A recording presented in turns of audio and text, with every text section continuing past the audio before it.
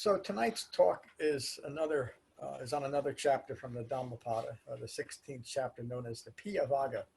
The Pali language is an inflective language, meaning that in order to understand a word or a phrase, you have to understand the context in which it's presented. And in this context, Piya literally means to hold dear. And so that's kind of the essence of the Buddha's Dhamma, isn't it? That another word for hold dear, by the way, is mindfulness. So there is skillful mindfulness and unskillful mindfulness. What we hold dear, what we hold in mind, is going to determine our life experience. And if what we're holding in mind is rooted in ignorance of the way things are, we'll naturally have a disappointing life experience. If we hold dear the principles that lead to liberation, we will be liberated. And again, I don't mean to be too smart or too simple, but it's just that way. And this short chapter just explains that single point so beautifully. So let me get to it. The Buddha's words from the Piyavagga, the 16th chapter of the Dhammapada. Entangled with what is not the task, okay, ignoring what is the task, having dismissed the goal of understanding to grasp after what is desired, the fool envies the wise who followed the Dhamma. So there's a lot in that one opening sentence, but what the Buddha is describing is that he has presented this path to liberation and awakening to the world, and it's there for anyone. And even those that are engaged in the path that are distracted by their desire that it be something different than it is, or simply wanting sensory fulfillment when time would be better spent meditating, you're going to lose your way. And that's just what the Buddha's talking. He's talking about developing a very gentle but very refined focus that has the ability to understand what Dhamma practice is and what it's not, and the distractions to developing that.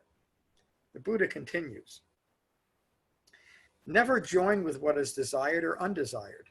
It is painful to do so. So what does the Buddha mean by that? He means simply by identifying with those things that we find desirable. I like chocolate cake. And also identifying or joining with those things that we find undesirable.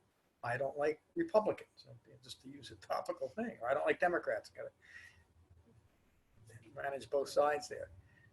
It simply means that we're seeing the distractive nature of desire and how it takes us away from what's occurring right now.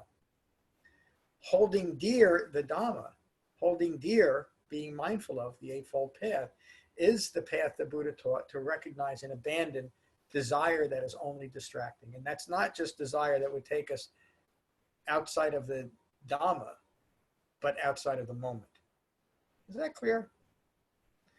The Four Noble Truths are only accessible right here, right now.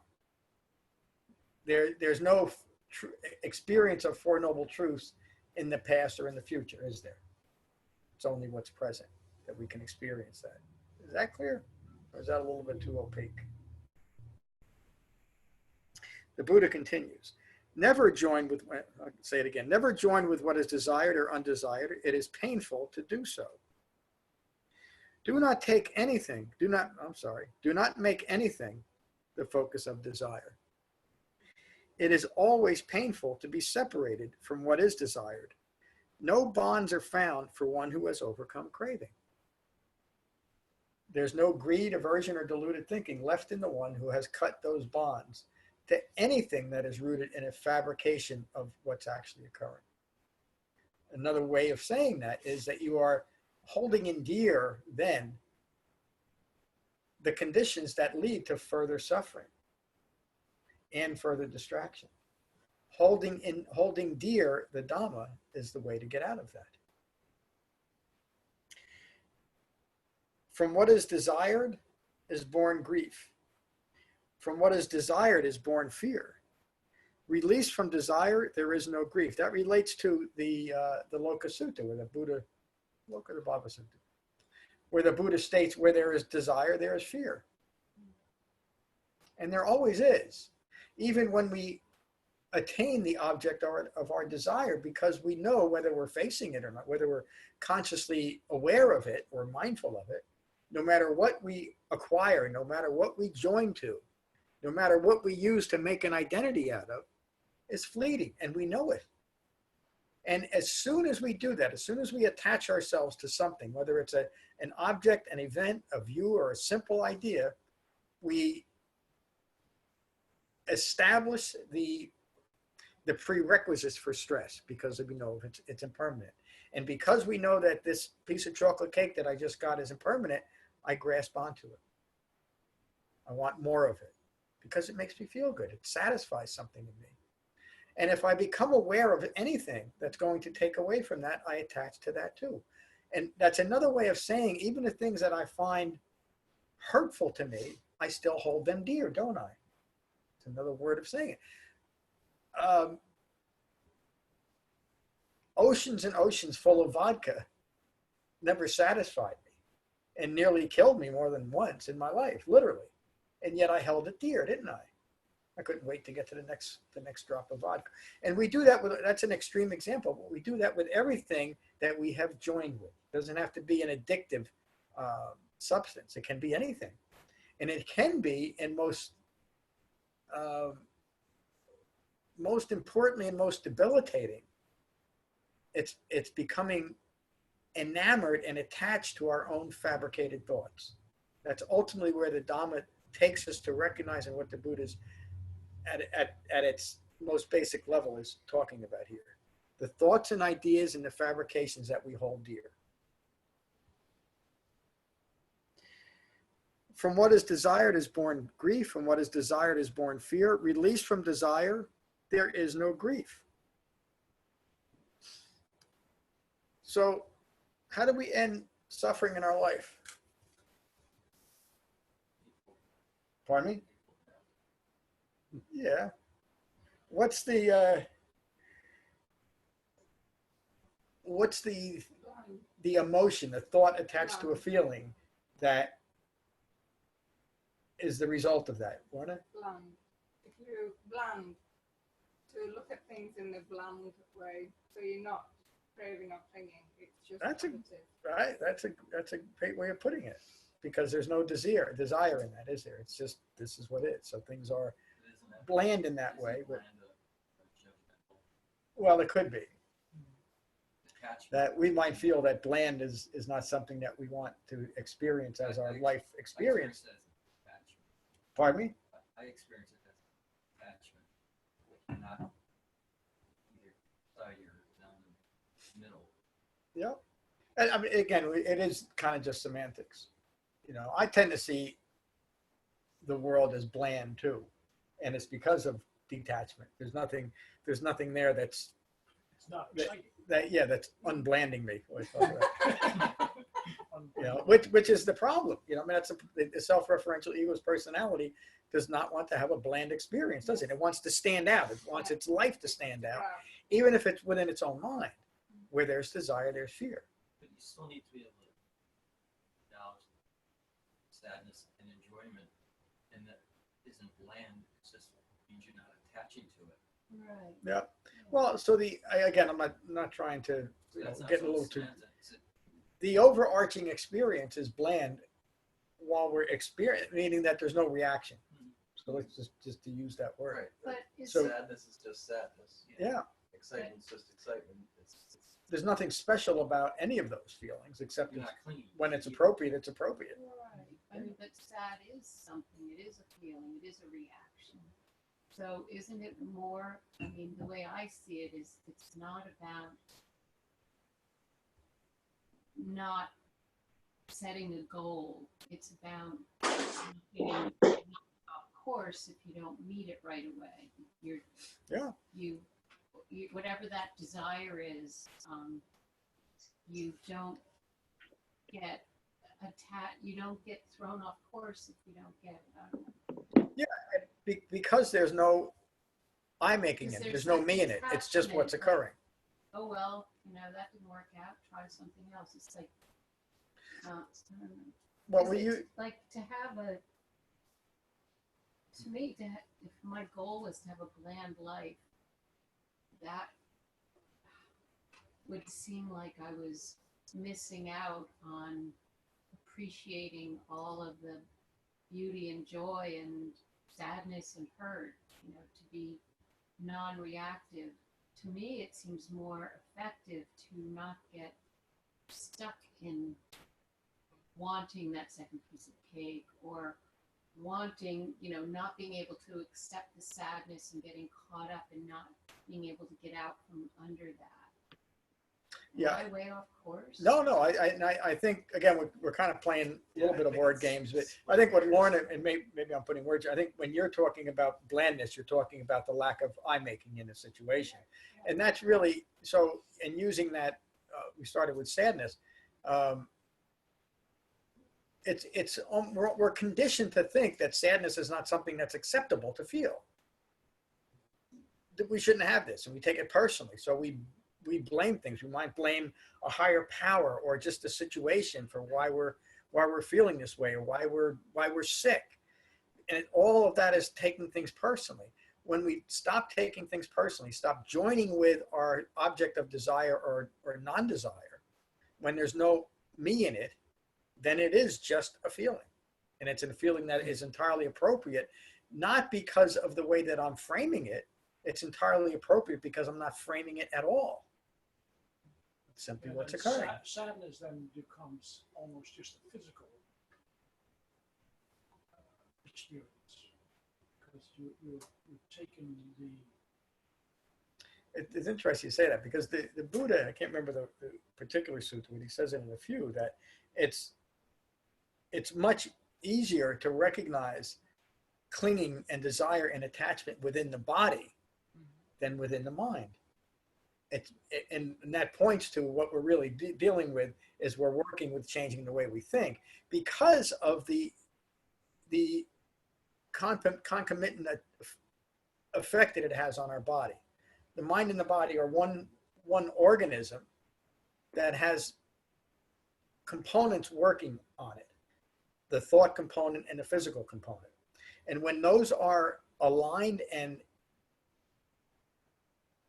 present, when we're united, when a mind is united in its body, the mind that's causing the reaction in the body is calm and at peace.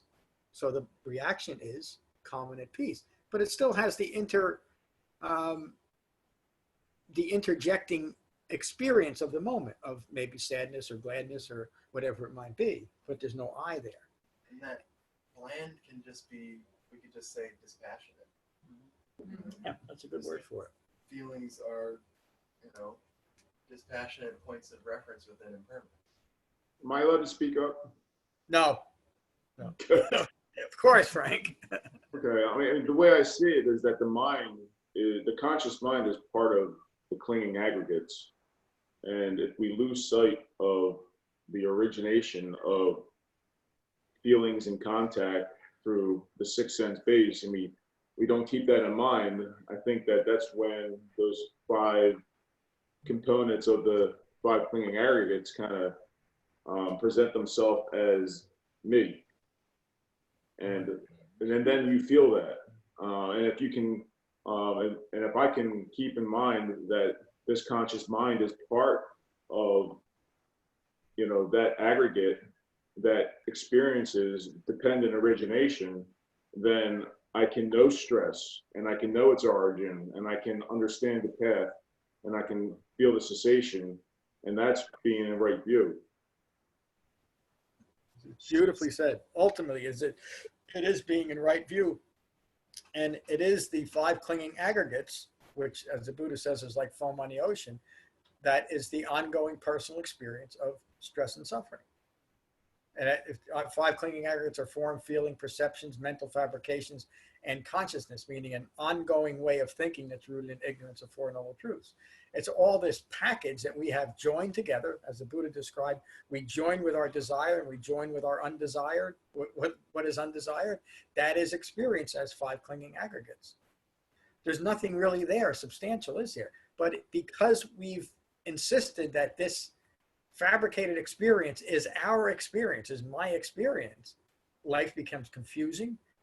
It becomes rooted in delusional thinking because there's no initial reality, and it's prone to ongoing disappointment. The very same life, the very same environment, the very same person that is awakened feels none of that. Right. So that's my experience, is that that's where desire is born, when all of those five are clinging together. And that's where fear and attachment is born as well. And it's also where it's let go of. Yes, and they're all housed in that first part of the five clinging aggregates, the form aggregate or the physical aggregate, Right. which also relates to the physical world. But in this context, the other four are mental aspects, aren't they? Yes. Housed within this form, within this physical body. And so the Dhamma in this chapter particularly is pointing us to that mental aspect of our life. What we hold dear, what we don't, well, I guess you can hold dear, you can grasp onto things physically, but we hold things dear in our mind, don't we? Whether it's an object, event, a view, or an idea. Meaning an object could be simply another person. Right? What a great discussion. Can we continue? Release from desire, there is no grief. Release from desire, there is no fear. Attachment brings grief. Attachment or clinging brings fear. Free of attachment, grief and fear cease. Lust brings grief. Well, then lust is just a strong word for intense desire, isn't it? Lust brings grief. Lust brings fear. Free of craving, grief and fear cease. People hold dear the wise Dhamma practitioner who has established virtue and skillful insight, who has realized the truth and does what must be done. The wise Dhamma practitioner, intent on release from wrong views or fabricated views, dwells in profound wisdom, free of all sense desires. This Dhamma practitioner is in the stream of my Dhamma. When a person returns after a long absence, family and friends welcome them home. In the same manner, the wise Dhamma practitioner's own good deeds welcome them. I'll say it again. In the same manner, the wise Dhamma practitioner's own good deeds welcome them. They could say welcome them home. It's our own development of the Eightfold Path and the good deeds that follow from that we guide ourselves and welcome ourselves home.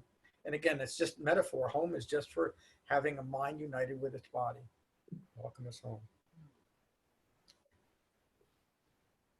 I had some trouble with that last sentence, getting through that. Do you see it now? Yeah. Good. I'll say it again and just continue. The wise Dhamma practitioner's own good deeds. You know, it's such an important line. I'll comment some more on it. It really is the one thing that sets the Buddha's Dhamma apart from, and I'm not putting anything else down, apart from every other spiritual or religious system, is I've never come across one that didn't have some type of extra natural reward at the end of whatever the practice was. There's no reward at the end of the Dhamma rainbow.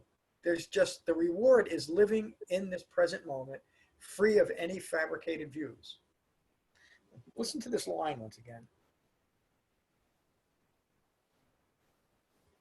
When a person returns after a long absence, family and friends welcome them home. Realizing the Dhamma is just that way, and I bet you some of you, if not all of you, have had that experience of gaining even just an initial understanding of what we're doing here and feeling like you're finally home. Is that true? I'm not putting words in anybody's mouth. And think of this, that this is something that the Buddha said 2,600 years ago, using this simile or metaphor. I always get it mixed up. It doesn't matter. Or allegory. It's just that way, isn't it? We're not acquiring something that is unnatural or is outside of us. The Buddha taught a path home, meaning back to where we are. And home is where you are at ease. Always. Again, and think of the other metaphors that we use in the Dhamma, like taking refuge. It's another refuge. So finding your way home, isn't it? The phrase might be a light in the darkness. The Dhamma is like that. But it all depends on what we hold dear. And if we're insisting on holding dear what is prone to constant confusion, deluded thinking, ongoing grasping, and prone to suffering, we're holding dear what is hurtful to ourselves. Again, it's not something that has happened to us or is imposed on us. We're doing this to ourselves. We are responsible for the way we think and how we feel. And to me, that is the most liberating thing I've ever learned in my life. It's really like an untangling. It's exactly, that's the right word. And because you're in this practice, you're aware of that process of untangling, and that's the struggle while you shed this I making, because you see progress, but that's not what it's about, because really you're untangling to what is inside you, and it's all this conditioned thinking you have. Yeah. It's just that way. The this change from looking outside and looking, and another way of describing that as a kind of like a reward, or something's going to happen to me if I do this or that. That's all fabricated, speculated thinking, isn't it? There's no way of knowing and having the direct experience of it. It's always in the future, and it's usually driven by something I've attached myself to in the past.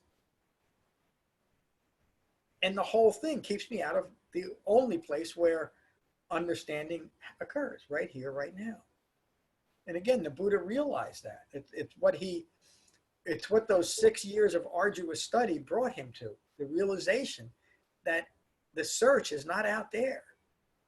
And it's not for some kind of intellectual knowledge that I might be able to hold over other people, or set myself up as being special because I know these certain rituals or magic that it's often presented that way. I just know who I am. Finally, I realize who I am in relation to the world I live in. And I have developed something called radical acceptance, meaning whatever occurs is what occurs. It's not whatever occurs I judge as okay or not. Whatever occurs is what occurs. And why is that such a profound statement? Does anybody know? I mean, can you answer that? Why is that so profound that we see things as they occur, simply as they occur? Less suffering. We always call it good or bad. As you just said, it's not good or bad. It just is. Yes. Frank, what did you say? I said there's no suffering in it. Yes. And what is occurring right now, but always, can't be any different than it is, can it? How do we know? Because it's right in front of us. It's occurring. Now we can get into that speculative thought of wishing and hoping and praying and whatever else we might do to manipulate the physical world, but we can't do it, can we? Can I just verify something? And the reason why that is because we don't personalize it. Yes, exactly. And it's happening in our world, but we're not personalizing it. We're not seeing ourselves in what's happening. It's just happening. Yes, and as soon as I instill a me in something, I've created the foundations for suffering and for ongoing confusion. Through attachment. The Buddha says it's a way of joining with phenomena. Is that clear? Yes. Okay. Yeah. In the same manner, the wise Dhamma practitioner's own good deeds welcome them, having left the world behind.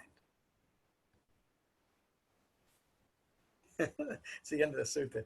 It's just a beautiful way to end that, having left the world behind. Now we know that we're not,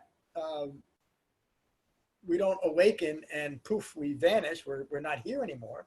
And it doesn't even mean that we're not involved in the world. What it does mean is we've left a fabricated world behind. We've left something that it's not an illusion, but it's like an illusion because we don't understand what it is.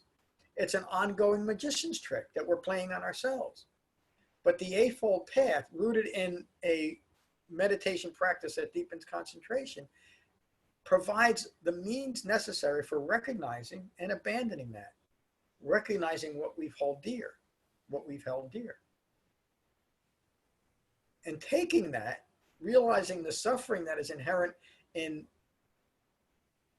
those things that we held dear that are rooted in craving and clinging, and turn that into holding in dear the principles that are rooted in refined mindfulness and profound concentration. That's the Buddha's Dhamma, tonight's talk. So let's go back to Jane. Jane, how are you? I'm fine. Good. I'm really enjoying the discussion tonight. I like that analogy of finding your way home, because that's the way I. I'm sorry, Jane, I interrupted you. No, that's all right. I said I like, I feel like I am finding my way home to my true self. Yeah, isn't it great? I mean, it really is. It's a perfect metaphor for it, and when we know we're home, we stop worrying about getting anywhere too.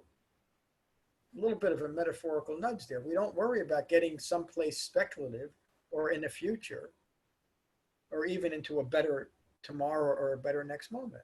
We're home. This is it. Eric, how are you? Good. How are you, John? Good. It's good to see you. You too. What did you think of tonight's sutta? Yeah, I thought that it was a very good one. I mean, I could relate a lot to it, and I just think that it shows how important the Dhamma can be in your life, and the serenity that it can really bring you, just by not attaching to all those different things in your life that come up on a day-to-day basis. Yeah, and you're noticing the clinging attachments as you're recognizing them and letting them go? Yeah. Wonderful. That's Dhamma practice. I'm glad you joined it. We look forward to seeing you out here soon, though. Yeah. Hey, Frank. Hello, John. Hello, gang. How you doing? Miss everybody. And Miss you too. yeah, it's like it kind of brings the entire Eightfold Path and the Four Noble Truths into focus. Something that you said I identified with, and you cannot practice or understand the Four Noble Truths in the past or in the future. You have to do it right now. And there was a paragraph here that says, do not make anything the focus of desire. It is always painful to be separated from what is desired. No bonds are found for the one who has overcome craving. And that's a daily task, identifying how the self is constantly attaching itself through self-referential views, self-identity, what it likes, what it doesn't like. And it's at that point of contact that it has to be recognized and let go. And in the beginning of my Dhamma practice, it was difficult for me to let go. It almost was like, how do I have this thing let go of me? And it was simple. It was come back to the breath. Yeah. I learned that in class, that just whatever I was feeling, just come back to the breath, recognize that it's the five clinging aggregates, it's the phenomena that I'm experiencing from ignorance, fabricated views, perceptions, and just this ongoing process, and how to get out of that process and to be feeling more, having experiences of equanimity is just understanding. Yeah, it is. It's just understanding, but profound understanding. And Frank, thank you, Frank. You mentioned at the point of contact. This is what the Buddha's talking about too. It's at that point of contact where desire may be getting the best of us, that we can initially practice restraint right there. Recognize that I'm caught up in desire. You can even recognize, and it only takes a little bit of concentration to get in touch with this, the feeling of agitation that's rooted in desire. You can feel it in your body. Sometimes it feels like lost because I haven't gotten it yet, whatever is in my mind that I need to have right now to make me happy. And it's that constant struggle, isn't it? And constant grasping. It takes us out of what's occurring right now. Thank you, Frank. Matt, good to see you tonight. Good to see you, John. Thanks for the sutta. Always nice when you join us. Something that Frank said right there I thought was really good, in that coming back to the sensation of breathing in the body is coming back to what is a dispassionate point of reference within impermanence. Yeah. The breath. I mean, regardless of where we go with desire or aversion or any of it, the breath is there the whole time, all the time. Yeah. moment to moment to moment. That's happening all the time. There's no me there. That's just a dispassionate point of reference occurring within impermanence, moment by moment by moment by moment. Yeah. Beautifully said. Thank you. Good evening, Lynn. I think what helps me through seeing craving and clinging is understanding the arising and passing away. That what I'm clinging to or avoiding right at this moment is just right at this moment. It's nothing to get. You know, the more you see it, the more silly it gets. Sort of thing that it's just sort of what you got caught up in this moment. I mean, tomorrow you won't be thinking about it. Next week you won't be thinking about it. You know, whatever. It's just in this moment, and just to recognize that you just caught up and not seeing the arising and passing away at this time. But if you can just step back and fundamentally know that it's just at this moment, and it will arise and it will pass away. Period. And that gets me through a lot of situations where I could get, you know, what we're trying not to do is get personally caught up in things. That understanding helps me, you know, not get caught up in whereas I would have done otherwise. Thank you. So you're describing in a very profound way practicing restraint at the point of contact and recognizing the hurtfulness of I making in that moment. There's that phrase that I don't like, but just don't do it, because it's too simple. But that's what we're getting down to, is just stop the I making, recognizing the hurtful nature of that, how it distracts us, how it keeps us rooted in ignorance of Four Noble Truths. Letting it go. Thank you. Tim, good to see you. Good to see you, John. Good to see everybody again. But I'd like to pass it, like just take everything in. Well, of course. I'm glad you're here. And everybody, if you don't feel like talking, don't talk. Nobody has to. Except Ron. Good to see you.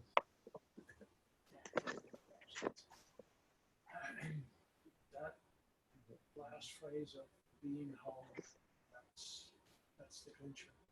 Yes. Anytime I question, you know, why am I doing this? I have to get back to, because this feels like home. That's the one.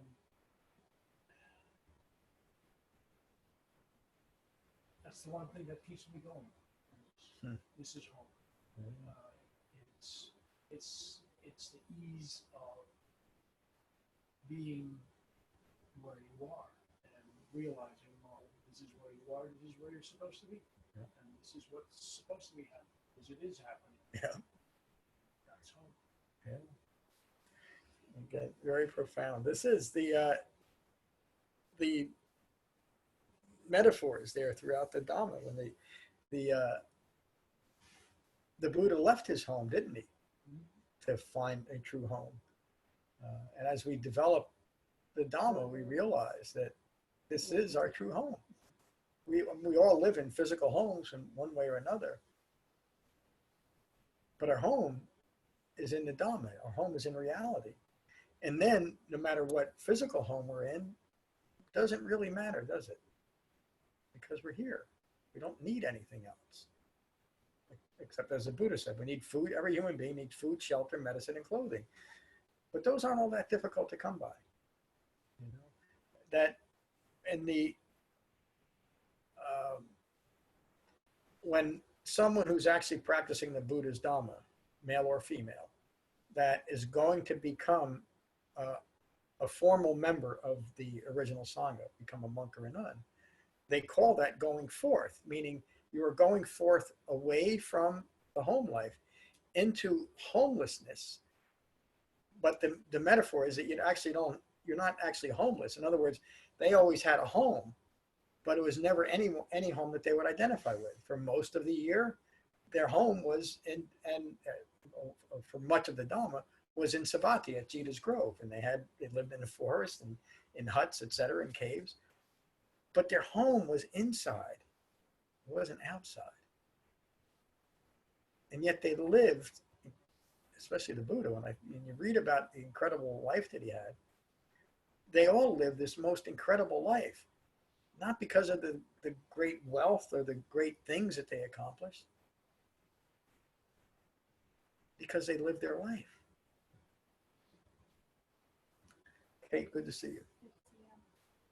I think what Lorna said just now really kind of hit the nail on the head for me in terms of what I recognized as like a positive change in my thinking as a result of all of this. So just gaining the awareness to look at what you're thinking and say, I am caught up in this right now, but I'm not going to be forever and pass. And I think that kind of applies to this whole concept of desire. It does, yes. Just recognizing that you're caught up in it, and it's like the first way to recognize and let it go, I guess. Oh, it is. Yeah. Yeah. Thank you, Kate. It takes a well-developed level of concentration and a level of refined mindfulness to be able to see things that way. So congratulations. It's well done. I would bet, again, not to put words in your mouth, don't let me. If it's not true, just tell me, that you're finding that you're not taking your life as personally as you used to. Is that true? Yeah. It doesn't have to be. I mean, it's, for me, it's just not, it's like my mind isn't running amok anymore. It's just that like I'm aware of what it's doing now. Yeah. And you know, I'm in the beginning stages of all this, so it's very introductory, but I do see that shift, and I see my own thinking enough to say like you're caught up right now, you know, and I never used to say that before. That's outstanding. So. Thank you. Glad you're here. Helen, good to see you tonight. Thank you. Good to be here. I think what I'm kind of working on is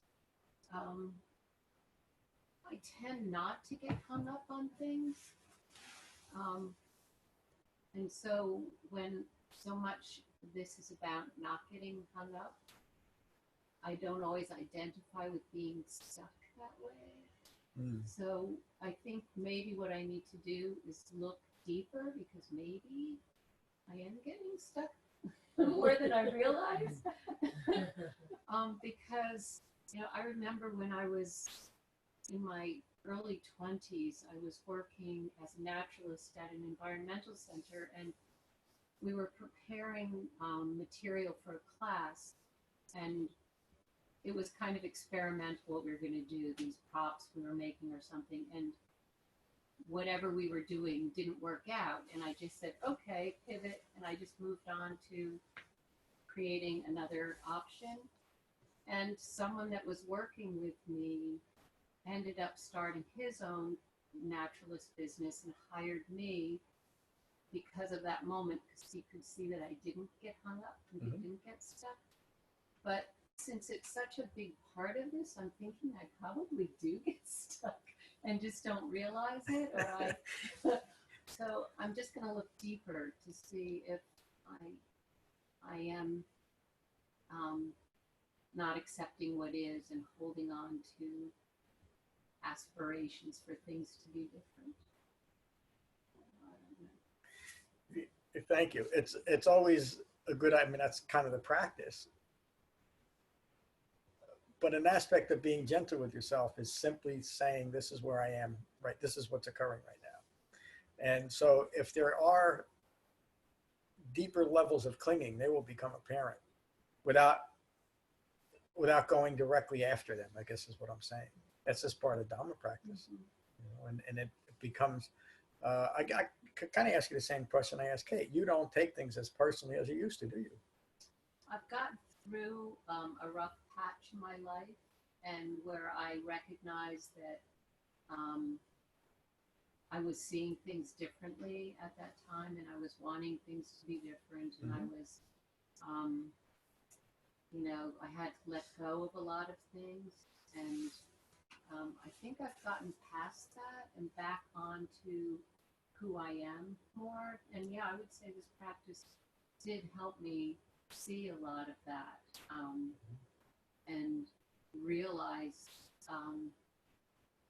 that so many things in life, not only are they impermanent, but they're also unimportant.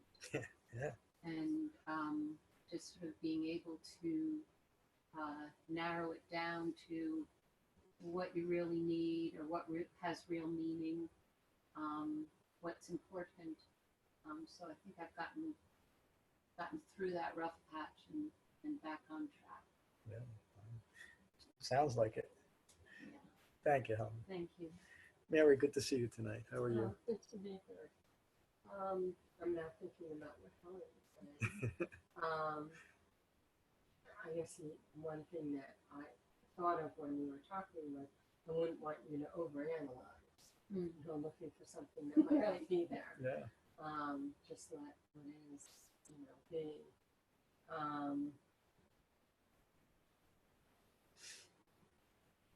I think that's all I have to say. Good to see you, Mary. Good evening, David. Glad you're here. Hello, Kevin. How are you? Good evening, John. Really appreciate everybody's contribution tonight. I don't think I have anything to add. I'm glad you're here. Good evening, Bonnie.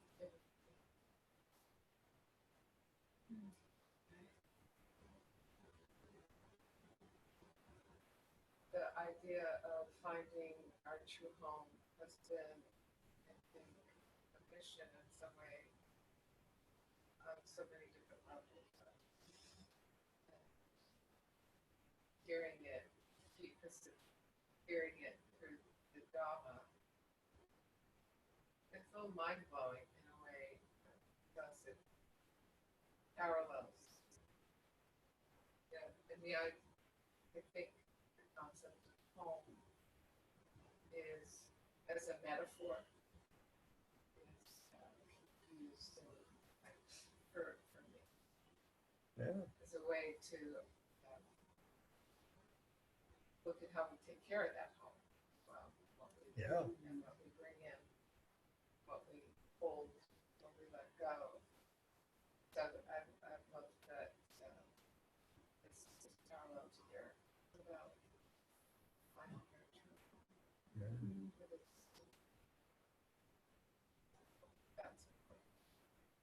That's It's a great metaphor. And also kind of points to how do we take care of the Dhamma. We keep our home clean, keep our minds clean. That's another way of saying that is develop concentration. Gain the ability to think what you want to think when you want to think it. I think we said this when we first moved in here, that this place feels like home, doesn't it? And when we come here, I mean, I think about that too. This is like coming home for me. And it's because we have created a real physical refuge here, framed by the Eightfold Path. It's remarkable. What a great class. I think we're going to start next week, but forgive me if it's still 2 weeks away. We're going to start that. It's going to be worth the wait. In the meantime, we'll if it's not next week, we'll probably have another short sutta, maybe from the Dhammapada or the Piyavagga. But we will get to it. It's going to be worth the wait. I think that's it. Any other questions, comments? We'll finish with Metta as we always do.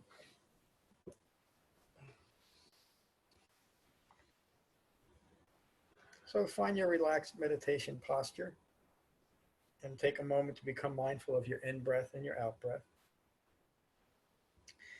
And these are the Buddha's words on Metta from the Karaniya Metta Sutta.